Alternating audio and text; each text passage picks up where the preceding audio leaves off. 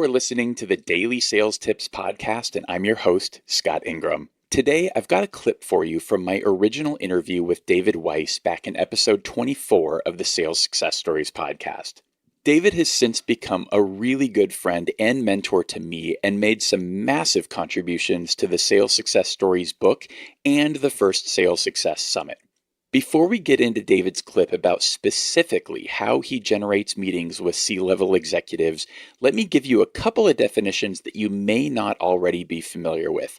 VITO, or VITO, is the very important top officer. And this term comes from a book now in its third edition by Anthony Parinello called Selling to VITO that was originally published in 1994. And a KPI is a key performance indicator. With that, here's David. So how I sell to VITO, two things. I do a lot of mailers. So these are things, FedEx envelopes with handwritten notes in them and or a note that I personally sign that I print out around business implications of the solution I'm trying to talk to them about and how I directly can feel it can help their business generate or protect revenue. Everything I talk about, I see myself as a business person talking to another business person about their business. It's not about my solution. It's about the impact that I can have on their business through my solution. So it starts with a lot of understanding their key motivators, their key drivers, and most of the industries out there have, KPIs or things like that they're trying to impact. If they're large organizations, they'll have annual reports, and that's, a godsend because it's pretty much written all out there what they're trying to do for their investors. And I take a lot of that and I message it very, very clearly, again, all around business impact, business case, improvement to them.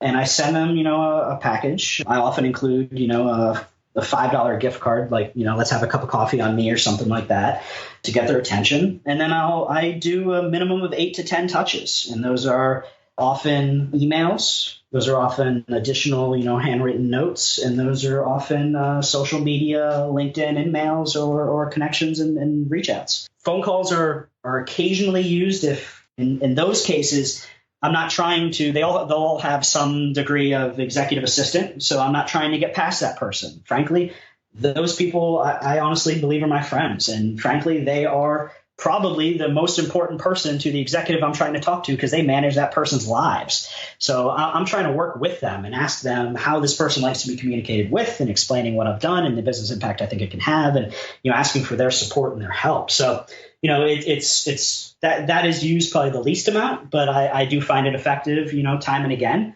And then the other thing I do, and this is not the first step, this is after, numerous touches, is I'll use Outlook and I'll put an invite on their calendar, even if they haven't responded, with a simple note of why I'm trying to reach out. And again, all about their business and the implications we can have to help them, all about them, and put time on their calendar. And the response rate from that after, I've already done all these other touches is pretty high.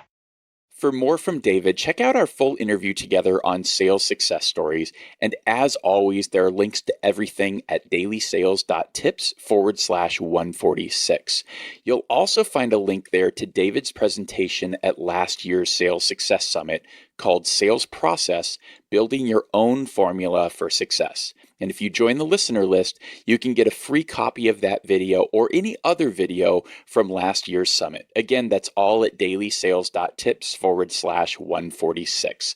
Then make sure you're subscribed to the podcast and come back tomorrow for another great sales tip.